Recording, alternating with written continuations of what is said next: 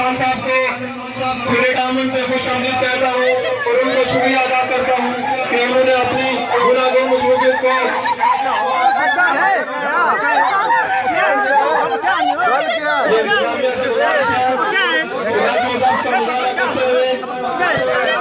खवातीन को बाद में मौका भी दिया जाएगा। अगर उन्होंने विशेष यहाँ पे बात करनी है तो मौका दिया जाएगा। बराए मेहरबानी तशरीफ लगाओ।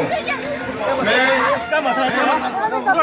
वज़ीर आज़म आज़ाद हुकूमत रियासत जम्मू और कश्मीर राजा मोहम्मद फारूक खान साहब को की तरफ से बेटा आमद पे कश्मीर के फैसलों के लिए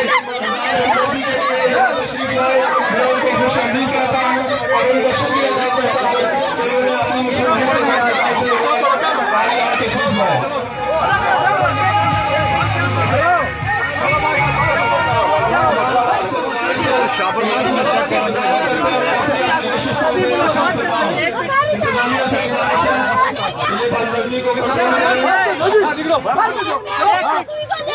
मेहरबानी अपनी अपनी नशिस्त में तशरीफ फरमाओ ताकि प्रोग्राम का आगाज किया जाए। वज़ीर आज़म